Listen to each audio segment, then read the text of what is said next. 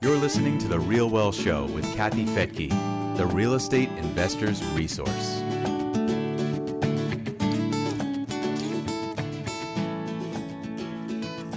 A $229 million multifamily real estate portfolio was just foreclosed on in Houston, Texas. It's the first of what will likely be many more of the same. If you're a multifamily investor, either passively or actively, you're going to get a lot of really good advice from today's show. I'm Kathy Fedke, and welcome to The Real Well Show. Rising interest rates have taken a toll on multifamily investments, especially those that took on bridge debt over the past few years. On today's podcast, James Eng will be joining us. He has over 17 years of experience in commercial real estate lending, starting his career as an underwriter at GE Capital Real Estate prior to joining Old Capital in 2015, where he's currently the national director. James has worked with hundreds of investors to help them acquire over $1.5 billion in multifamily property, totaling over 20,000 units nationwide. And he's here with us on The Real Well Show to share some really important information and tips for those of you who may be struggling in multifamily or those of you looking to acquire over the next few years.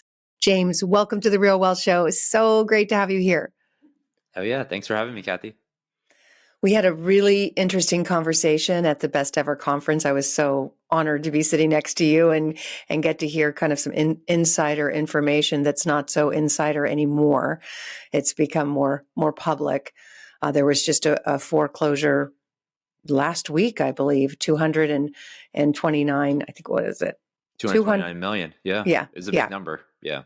So across 3,200 units or so here in Texas. So I'm in Dallas. And it was just down in Houston. So this did not surprise you. It didn't surprise me because, I mean, just the last couple years, and I mean, back in March, we were having this conversation just around how deals were getting financed. And so my background is in banking, and so I spent some time at G Capital for 10 years, and then the last 7-8 years have been financing multifamily. And so I've seen sort of the iterations that investors have had to go through to buy properties, and it's just gotten harder and harder. And so the last couple of years, it has definitely been more leverage and more floating rate. So that's sort of what caught up to this general partner on this deal. Okay, so let's go back over the last 2 years to what you just said. It's been harder and harder for buyers to find deals that penciled. So would you say that meant that the underwriting was getting looser? Yes. I mean, let's take it back to maybe 2016, 2017. Majority of the deals that were financed on the multifamily side were with Fannie Mae and Freddie Mac. And Fannie Mae and Freddie Mac basically look at your in-place income, and they underwrite to that number on the income side. And they might do some pro forma expenses on taxes and insurance and things like that. But pretty much it's based on your in-place NOI. So that is probably number one. And so majority of the deals penciled to, let's say, 75%. So if you're buying a $10 million deal, you could get a $6.5-7 million loan. And that worked for majority of the people. But then what happened was essentially in 2021, 22, the same way that the Fed sort of, put helicopter money on everybody. Consumers were getting money. Well, banks were getting money and people had to invest the money. And so a lot of money came into the multifamily space. And what that led to was a lot of bridge lenders. So on that same deal, let's say $10 million, it was getting bid up. So Fannie and Freddie would say, all right, I can give you $6 million. And that worked at a $10 million price. But so many people were bidding on deals, let's say in Dallas, it went from 10 million to 11 million to 12 million to 14 million to 15 to 16 million. And then all of a sudden, Fannie Mae was still at $7 million. And so your leverage on a Fannie Freddie loan at the time, let's say in 21, was 40% or 50%. So they didn't change their loan because the NOI was the same. And so a lot of people. So let me stop you there. NOI is net operating income. So Fannie and Freddie, these are government-backed loans, were being more conservative, saying we're only looking at the current income versus expenses, and we'll lend on that. On that number. Yes. So Yeah. your NOI needed to be 25% higher than the debt payment on an amortizing basis. And so if your debt service was 100,000, then your NOI needed to be 125,000 on an annual basis. And so going back to that $10 million example, if you bought the deal for 10 million and you got a 70% loan and Fannie and Freddie gave you 7 million, everybody was happy. That worked for everybody. Hmm. But what happened was there was just so much competition in the space and so much lending in the space that basically that bid up prices. So prices went from 10 million to 15 million to 20 million. And then all of a sudden, that same $6 million loan just doesn't work. At 40% leverage, it doesn't work. And so a lot of people started taking bridge loans. And these bridge loans were based not on in place income at the property today, but it was based on a year 3 pro forma. So they said, all right, the rents today are $1,000, and now you're going to take them to $1,300 or $1,400 or $1,500 after executing your CapEx plan. And so they gave you the loan based on that number.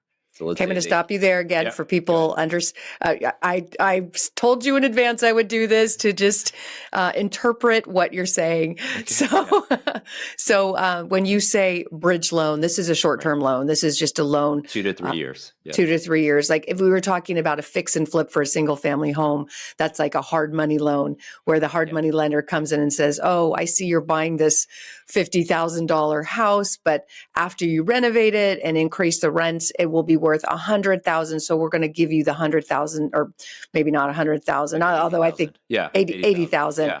So you're paying $60,000 for a home.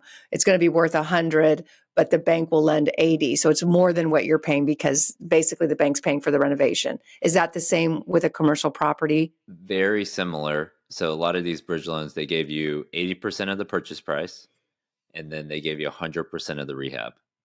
And so on these deals where let's say you paid 20 million, let's try to do the math easily. 20 million, they give you 80%, so 16 million. And then let's say you had 2 million in rehab, so 18 million was your total loan amount. Then people basically took those loans because they only could raise 20 to 25% equity.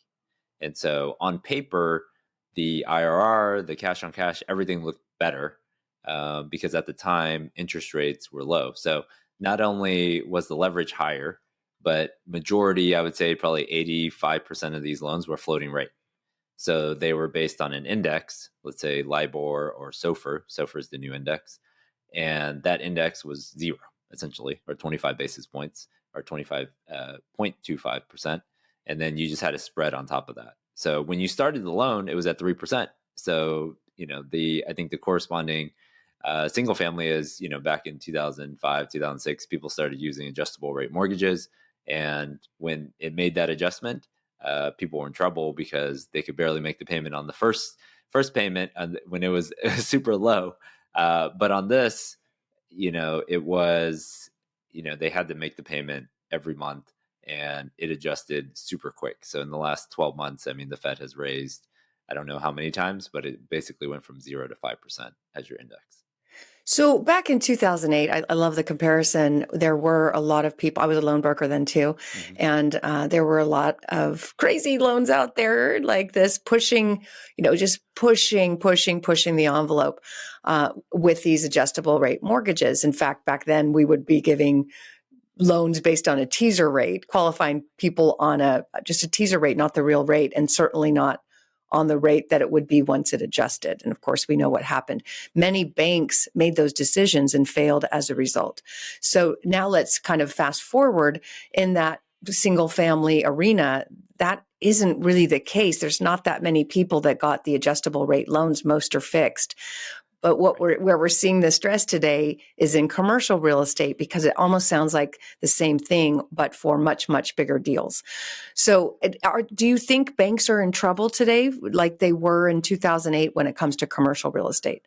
So a lot of the banks, what they did was they would originate these bridge loans, and then they would securitize the deal or securitize the loan. So they'll package up, a 10 million with a 20, with a 30, and package that up into, it might have 30 or 40 loans and might add up to about $1 billion, and then securitize that into the market, and investors would buy those different tranches. So very similar to single family back in '07, '08. And so a lot of the banks, they might have a little bit of exposure, but a lot of the people who are doing bridge loans were banks you've never heard of. So they're not the Wells Fargo, they're not the Bank of America, they're not the people who have deposits out there. I think a little bit of the trouble is going to come for those guys on the regional side is that they were still doing loans, but they were on office, industrial, retail. And so my specialty is more on the multifamily side. So on the multifamily, a lot of the loans were done either by these sort of non-bank lenders or um, uh, Fannie and Freddie. Okay. So securitized, I'm going to just go over that again for our audience. This means that just like back in the early 2000s, these loans would be given and then packaged and sold to investors. In this case, it's commercial mortgage-backed securities, right? Right. Yep. So these banks would make these loans and then sell them off as securities. Were those A-rated like they were back in 2005, 6, 7, and 8? Well, there's always a tranche that is AAA, and so when it's AAA rated, people were still buying that tranche. Just depending on how it's rated, a certain percentage of the tranche was AAA, and then some might be AA, and then single A, and then the B piece is probably the riskiest piece, and that piece was getting the highest interest rate, right? So if you buy the AAA tranche, you're sort of the last to get hit if there's any trouble, but you also get the lowest interest rate. So at the time, they were giving, let's say on the AAA tranche, let's say they were giving 4%, but the 10-year Treasury in 2021 was 1%, or in 2022 is 1%. So everyone's looking around trying to get yield, and they have all this money, and so all these securities were getting bought up left and right. There was no problem selling them because there was no way to get yield anywhere else. It's always so interesting looking back, isn't it? Because looking back, it all seems so obvious. But when you're in the middle of it, there's so much euphoria. I'm looking left and right at people making millions of dollars. And our underwriter was turning down every single deal. And I was going to fire our underwriter. So I'm like, why won't you let me do a deal? Because he was not being, he was being extremely conservative. He was assuming that, eventually rates would go back up. They were low simply because of the pandemic. It was a pandemic low. And as we were coming out of the pandemic, things were going to come back to normal. Do you think can I jump in? Yeah, please jump in. So it was very difficult because I started in the business in 2015 and all the way up until 2019. People pretty much had used Fannie and Freddie on larger loans, and then smaller loans was more just sort of your recourse bank loans. So not a lot of people did bridge loans. And then in 2020 was mostly Fannie and Freddie during COVID, but then 21, 22 is when a lot of these loans came into play. And a lot of my clients who had been sort of through 15, 16, 17, 18, they were sort of looking at me like, I can't win any deal. Like I put in a bid at 10 million and someone buys it for 16. Like they weren't even close on these deals. And, as a general partner, it's hard because a lot of these people, they're charging a fee on the acquisition, they're charging asset management fees, they're making a promote on the deal. And if you do no deals, it is hard to sort of keep the lights on for a lot of general partners. And so for those people, it was hard. It felt like forever.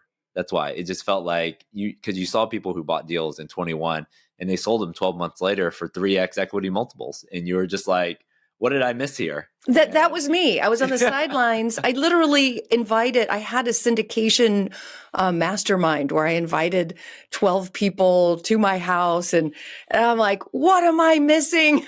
Tell me what I'm missing. Because it is real. There's a huge amount of FOMO, fear of missing out. Yeah. I was watching brand new syndicators come in and make millions of dollars. Yeah. Yeah, it's challenging, and I mean, at the conference we were at, I mean, there was syndicators from across the nation, and I talked to a lot of them, and what I saw was that pretty much they all had great track records, 15, 16, 17, 18, 19, if they had been in the business, and then now anybody who bought really anything in 21, 22, they sort of stretched, right? So Mhm. they, at that time, they maybe did a $10 million deal, then they went to 20 million, then they went to 50 million. And they just stretched in that sort of last 21 and 22 time cycle. And now they have an issue, right? So they have to figure out, what do I do now? Can I refinance out of this bridge loan? Can I refinance out of this floating rate loan? And some of those deals do work. Like if you've executed the business plan and you've done everything that you're supposed to do, but other times it doesn't work, right? So if you missed anything, right? Like if you didn't buy an interest rate cap, if you didn't execute your business plan to a T, or you didn't buy at a good basis, like essentially you're underwater right now. Let's talk about rate caps because a lot of my audience might not know what that is. Is that common, or was that something that just is new over the last few years? And No, what is it? it was a common thing. Okay. And so when you take an adjustable rate mortgage, it is a index plus a spread. And so the index that was used sort of pre-COVID was really LIBOR, but now it is SOFR. And so if you go, you can go on Chatham Financial, and look up just like the SOFR forward curve. It essentially uh, mirrors the federal funds rate. Okay, so that is the index. So the index is part one, and then you add part two. So part one is the index, and part two is the spread. The spread is typically sort of what the lender charges over the index, and that is your interest rate. So index plus your spread is your all-in interest rate. And so when a lot of these loans started, SOFR was 0, and then your spread was 300. So you were paying 3%. You're like, this is great. I can buy deals at 3.5 cap rates. I can buy them at 4% cap rates because my debt's only 3%. And I look at the SOFR forward curve and it's flat for the next 10 years because we're in the middle of COVID and no one's going to raise interest rates. And so that essentially resets every month.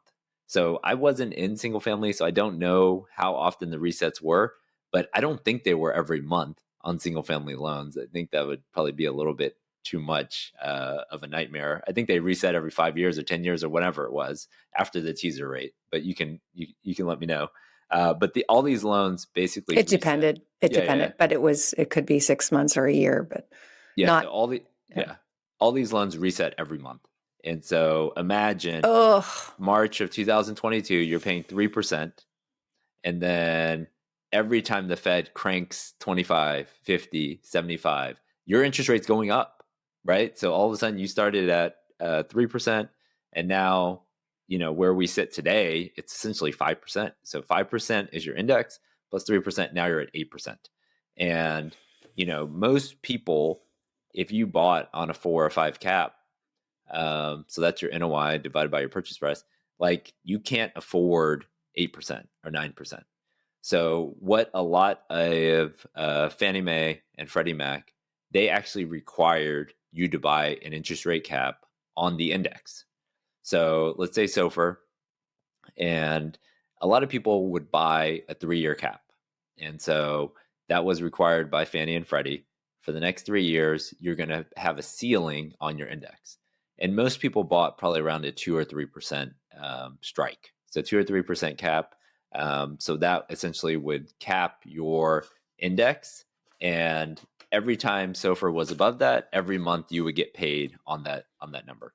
And so on a lot of these deals, people are capped at 5 to 6%, which is good. But some bridge lenders said, okay, the underwriting criteria just got looser and looser. So some bridge lenders, in order to compete, basically just said, well, if you don't want to buy a cap, you don't need to buy a cap. And so if you don't buy a cap, maybe you save some money, right? So in 2021, most of these caps costed about 1 to 2% of the loan amount. So it was a good number. It wasn't a huge number, but basically that has increased by about 5 to 10 times, depending on your strike rate. So if you buy a cap right now at 2% or 3%, and the SOFR is 5%, basically those guys are already paying you, and so that cap is very expensive. you mentioned how expensive, like mind-blowingly expensive. What were people paying, And now what are they paying? Yeah, I mean, we did a lot of floating rate loans in 2020 and 2021. And for a 3-year cap, it might cost you $30,000 on a $20 million loan. And it essentially went up about 10x. So it went from 30,000 to 300,000. And Per so month. no. So Per, sorry. oh, So that was the cost of the cap. the cost of the cost to The get cost it. of the cap, Okay. right? But then what happens is if, let's say you bought a cap in 2020 and it's good for 3 years, then Fannie Mae and Freddie Mac make you escrow on a monthly basis to make sure you have enough money for your next cap, right? Okay. And so a lot of these people, they were escrowing $2,000 a month, and they thought, okay, I'll be good with $2,000 a month. I should have enough money by the end of 3 years. And then that $2,000 a month went to $20,000 a month. And then for some people, it jumped up to $100,000 a month. This is on a $20 million loan. $100,000 a month in order to have enough money to buy a cap right now, because the caps are exceedingly expensive right now. So the escrow. So the bank is saying you have to escrow this amount now. Yeah, because let's take that $20 million loan. Basically, if you only put $2,000 a month, that's $30,000, $35,000 the first year, and then you put $20,000 a month, that's only like $250,000. And now you've got the third year, and to buy the cap is $1 million. So if you need to buy the cap at $1 million and you only have 200,000 and you got 9 months left, they're going to increase that escrow once again. And so a lot of people, their debt payment might be 75 to 80,000 a month, but then their escrow is 100,000 just for the cap. And so that's on top of property taxes and insurance. So a lot of people have negative cash flow on floating rate Fannie and Freddie loans right now. And this is not going to stop until the Fed pauses. So once the Fed pauses, that allows these interest rate caps, because people don't know. People they just have kept increasing these rates over and over again. And so people have to price in this volatility. People have to price in paying out these caps to people. And so the cost of the caps are very expensive right now. Well, the Fed is probably going to raise 1 or 2 more times. At least that's what I've heard. And that's what they've been saying for a while. They're going to get to 5.25 or so. And then hold. So even if the Fed pauses and holds and doesn't reduce, people are still in the same boat, right?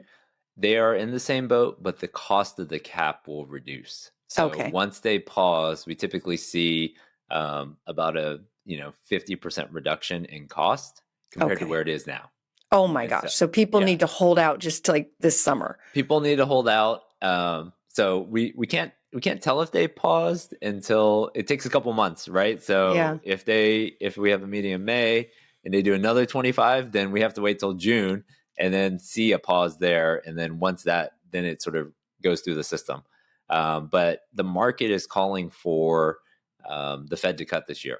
Like if you look up the SOFR forward curve online, I mean, the market is calling for a cut this year. The Fed obviously can't say that, so they're just going to keep cranking along until they see, I think, the inflation numbers come down overall. Until they see jobs break. They want to see more job, the job market not be as strong, which is unfortunate. And just this last report, we saw unemployment go down again, not up where they want it. So, but it's my guess that they're going to do what they said, raise 1 or 2 more times by 0.25%, and then pause. I hope. That's what they've been saying. Like I put a lot of stuff on YouTube, and so I was putting together like this chart of federal funds rate. And if you go back and look, like, in 2007, I was like just coming out of school, and I don't think I knew what the federal funds rate was at all. And if you go back and look in 2007, basically they had paused in 2007 and held the rate there for a long time. And so I think what we've seen is that there is usually a lag. So usually the Fed is cutting when unemployment flies up. And so I think it's coming. And thank you for joining me here on The Real Wealth Show. If you'd like to find out more about my single family rental fund, we are still accepting investors, accredited investors only. as it is a 506c, just go to growdevelopments.com. Growdevelopments.com. We are not having to worry at all about bridge debt or any of some of these issues that multifamily investors are facing.